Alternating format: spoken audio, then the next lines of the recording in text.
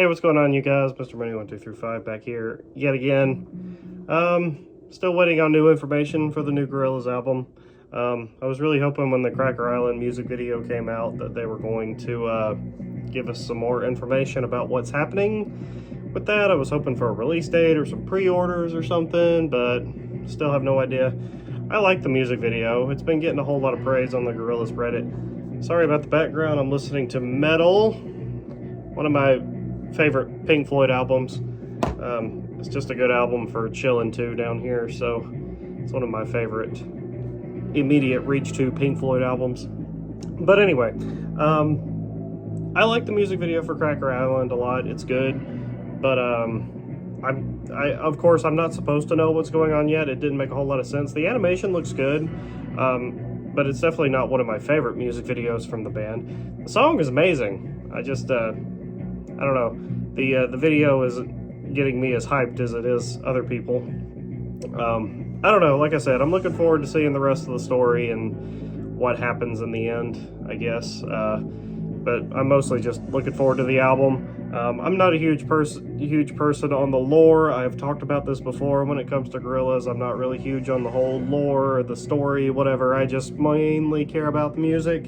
But you know, I'll still follow it if I can, but that's not really what this video is about. I wanted to talk to you guys a little bit about Panic! At the Disco's new music, because Panic! At the Disco is a band that is a huge part of my freshman year of high school days. I was just graduating my elementary school years, going into high school when I Figure You Can't Sweat Out came out. I remember getting a burned copy of that from one of my friends, and I don't know, it's just kind of stuck with me for all these years, and I still play this album a lot from time to time, mostly part of a bigger Panic! At the Disco playlist, because as I'm about to talk a little bit more in this video, I have a really hard time just listening to one Panic album. When I get on a roll, I kind of want to keep going. There was a time in my life where I considered every single Panic! At the Disco album to be awesome. Honestly, Pretty Odd is one of my favorite albums of all time, honestly. It's really Beatles-esque, and I feel like they took a really huge direction shift from the first album to this album, making it sound more like a 60s Beatles, Sgt. Pepper era kind of sound. Musically, I think this album is super creative, and I really love it. I think it's great. I think it's my favorite Panic! At the Disco album. And of course, I love Vices and Virtues. The third album is great. This is when they became a two-piece. Brendan and Spencer, just the drummer and him, were together only at this point. But this is a great album. Again, one of my favorite. I think the first three make a really, really great trilogy. They started falling a little bit off here for me, but the Too Weird to Live, Too Rare to Die. I like a lot of songs on this album, but as the years have went on, I've kind of grown a little bit more out of favor with this record. Girl That You Love is a bit repetitive.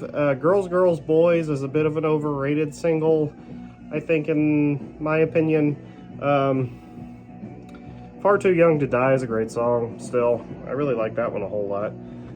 Vegas Lights is fun, but honestly, I don't know. I don't listen to this one that much anymore. It's kind of grown out of favor with me. Death of a Bachelor, however, I fucking love this album. Still to this day, I think it's one of the best of this post-split up when Brendan Urie just kind of made this his own solo project kind of thing. I think this is the best out of all of them so far.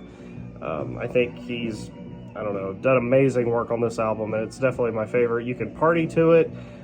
There's some great, like, Frank Sinatra vibes going on in the Death of the Bachelor, the title track, and the last song, Impossible Year. It's a great album. It's a fucking perfect album. The first three and this one definitely are the four albums that I'm always pulling. And Pray for the Wicked. Once again, kind of like Too Weird to Live, Too Rare to Die, I kind of fell out of favor with this one as well over the past 4 years since this album came out. Fuck a Silver Lining's great. High Hopes get so overplayed. I've heard that song so damn much that I don't even care to hear it ever again. One of the Drunks is great. It's kind of trashy and stupid, but it's a really fun song. The Overpass is also really awesome on this album, but once again, not one of my favorite albums he's released. I swear though, like I said at the beginning here, there was at one time where I considered all of these albums to be perfect 10s. Just huge Panic at the Disco fan. Like I said, the first three and Death of Bachelor, you know, I put that on a playlist and I can listen to all four of those without skipping a single track. I love it. I guess the point here though is this is the first time that I've ever been like massively disappointed, I guess, in new Panic at the Disco music. The three singles that they have released so far have all seemed pretty mediocre to me. I appreciate that he wants to kind of break out a little bit and do something a little less pop music. I get what he's trying to do. I hear it. But something about the production on this coming album is sounding a bit rough, and I don't know what it is. Like, Middle of a Breakup is one of the worst Panic at the Disco songs I've ever heard. The lyrics are awful. The pre-chorus is cringy as hell, and the makeup sex, I hate. It sounds bad. The title track has warmed up to me a little bit since I first heard it, but I still find it to be a little annoying. I don't really like the vocal.